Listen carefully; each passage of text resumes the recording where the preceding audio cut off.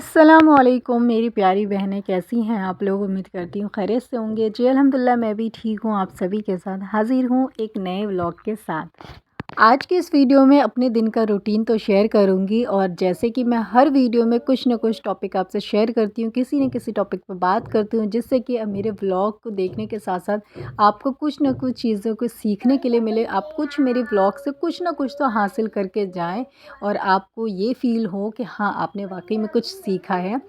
और जब आपको ये फ़ील होगा और जब आपको ऐसा लगेगा कि वाक़ई में मैं आपको कुछ सिखा रही हूँ, कुछ भी छोटी सी एक वीडियो से अच्छे आपके वाइब्स आ रहे हैं, अच्छे आपकी थिंकिंग हो रही है, आप नेगेटिविटी को इग्नोर कर रहे हैं, तो बहुत खुशी होती है कि मैं जो है एक अच्छी आपकी सोच का ज़रिया मैं बन रही हूँ। तो चलिए आज का व्लॉग स्टार्ट करते हैं, और बहुत इम्पोर्टेंट व्लॉग है और बहुत इम्पोर्टेंट चीज़ आपसे शेयर करूँगी। चलिए शुरू करते हैं। तो यहाँ पर ना मेरा जो है दोपहर का टाइम हो रहा था। उस टाइम जो मैं ये सब्ज़ी बना रही थी, रेसिपी वगैरह तो आपको प्रॉपर वीडियो में देखने के लिए मिलेगा, और रेसिपी की वीडियो बहुत लोग शेयर करते हैं, कमी नहीं है यूट्यूब पे रेसिपी की वीडियो की। एक से एक रेसिपी की वीडियो मौजूद है।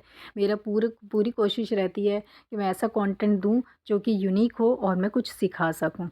तो आज की इस वीडियो में ना मैं आपको रमज़ान प्रिपरेशन के बारे में आपको पूरी डिटेल में बताऊंगी। क्या रमज़ान में जो है रोज़ा रखना, इबादत करना और सहरी इफ़्तार करना, और अच्छे सहरी इफ़्तार बनाना, और फिर रमज़ान ईद की बहुत अच्छी तैयारी करना, क्या यही ज़रूरी है? और इसके अलावा क्या और भी चीज़ें हैं जो कि हमें रमज़ान से पहले कर लेनी चाहिए, जो हम नहीं करते हैं।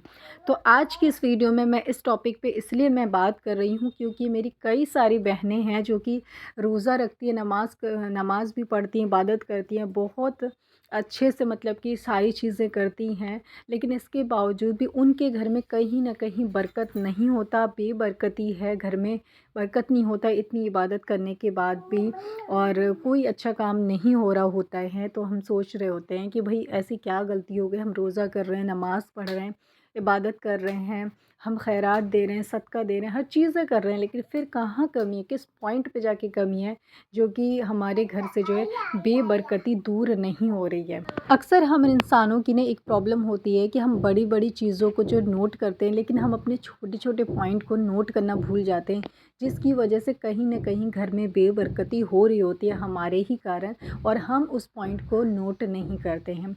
तो सबसे पहले टिप मैं आपको बताने के लिए जा रही हूँ, नंबर 1 पॉइंट ये होती है कि हम रमज़ान से पहले सब चीज़ की तैयारी करते हैं, खाने पीने की चीज़ों को इतना ज़्यादा स्टोर कर लेते हैं, सहरी अफ्तार, और हमें लग रहा होता है कि सिर्फ सहरी और अफ्तार ही के लिए ही रमज़ान आता है।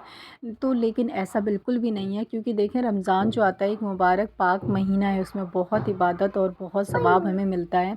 तो पता है उससे पहले ना हमें क्या चीज़ करनी है। सबसे पहली चीज़ जिसको आप इग्नोर कर देते हैं, आप अच्छे से नहीं करते, वो है आपके हाउस की क्लीन, आपके किचन की क्लीनिंग भी बहुत ज़्यादा इंपॉर्टेंट है। अगर आपने लकड़हारे की बीवी का वाक़या सुना होगा, नहीं सुना है तो ज़रूर से मेरी रिक्वेस्ट पे सुन लीजिएगा। जब हज़रत फ़ातिमा रज़ी अल्लाह अन्हा उनके घर में दाखिल हुई थी, तो सबसे पहले ज़िक्र उनके घर के साफ़ सफ़ाई के बारे में किया था। और कई जगह आता है हदीस में कि अल्लाह पाक को वो घर बहुत ज़्यादा पसंद है जिसमें साफ़ सफ़ाई रहती है, क्योंकि साफ़ सफ़ाई जहाँ होती है और रहमत के बरकत के फ़रिश्ते ख़ुद ही दाखिल होते हैं, और आपके घर में किसी चीज़ की कमी नहीं होती। लेकिन देखिए, जब आप अपने घर को गंदा करेंगे, साफ़ सुथरा नहीं रखेंगे, किचन क्लीन नहीं रखेंगे, किचन, अपना कमरा, अपना रूम, अपना घर, तो जो बरकत, जो रहमत के फ़रिश्ते होते हैं वो आपके यहाँ नहीं आते, जिसकी वजह से आपके घर में से बरकत ख़त्म हो रही होती है, और धीरे धीरे जो है बेबरकती आपके घर में आ जाती है। और दोस्तों, अभी जो मैं ये वॉइस ओवर कर रही थी ना, तो इस टाइम पे मेरा बेटा बहुत ज़्यादा डिस्टर्ब कर रहा था, इसलिए उसकी वॉइस आ रही है, इसको इग्नोर करिएगा। तो दूसरा पॉइंट, सबसे पहला पॉइंट तो हमारा यही है कि हम जो ये घर को साफ़ सुथरा नहीं करते, तो रमज़ान से पहले आप अपने घर को अच्छे से क्लीन करिए। एक भी जाले नहीं होने चाहिए। जिस घर में जाले होते हैं वहाँ बरकत नहीं होती है, रहमत नहीं होती है।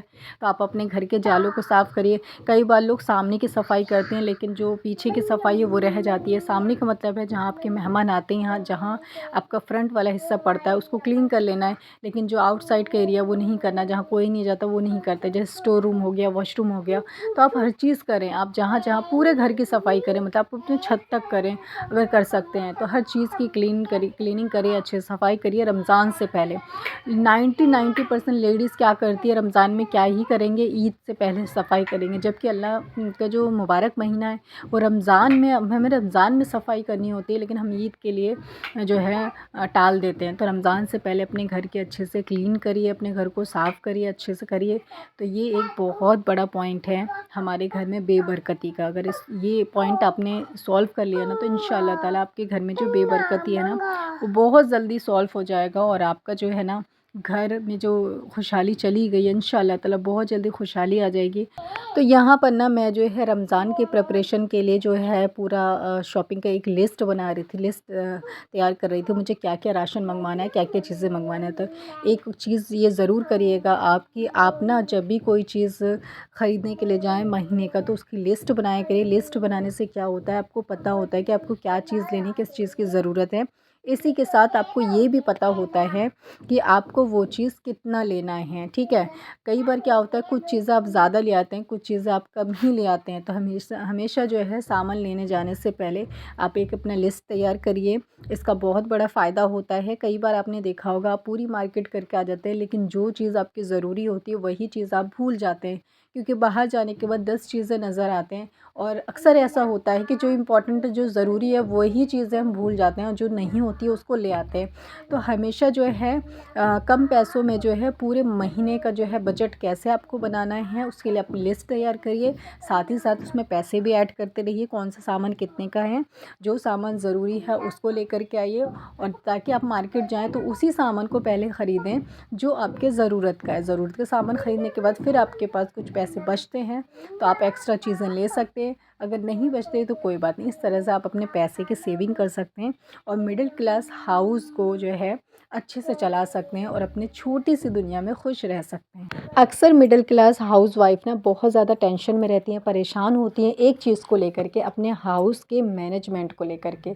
क्यों रहती हैं? उनकी मिस्टेक सबसे बड़ी यही होती है कि वो कोई भी काम करती हैं तो वो जो है ना लिस्ट बना करके नहीं करती, उसका जो प्लानिंग नहीं करती हैं, और कभी भी उनके हाथ में पैसे आता है तो कुछ भी ख़रीदना शुरू कर देती है। एक लिस्ट नहीं बनाती, सोचती नहीं है कि किस चीज़ की हमें ज़रूरत है, किसकी नहीं है।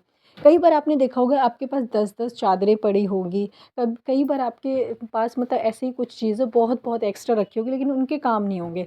लेकिन कई बार कुछ चीज़ें ऐसी होगी जिसकी बहुत ज़्यादा आपको नीड होगी, बट वो चीज़ आपके पास नहीं होगी। तो ऐसा इसीलिए होता है क्योंकि आप जो प्लानिंग नहीं करते हैं। जब आप प्लानिंग करके कोई काम करेंगे ना तो आपको पता होगा कि मेरे पास क्या चीज़ नहीं है, मुझे किस चीज़ की नीड है, मुझे क्या चीज़ खरीदनी है। तो जिस दिन आप ये चीज़ करना सीख गए उस दिन आपकी प्रॉब्लम सॉल्व हो जाएगी, आप खुश रहना सीख जाएँगे। आज के इस वीडियो में इतना ही। अल्लाह हाफ़िज़।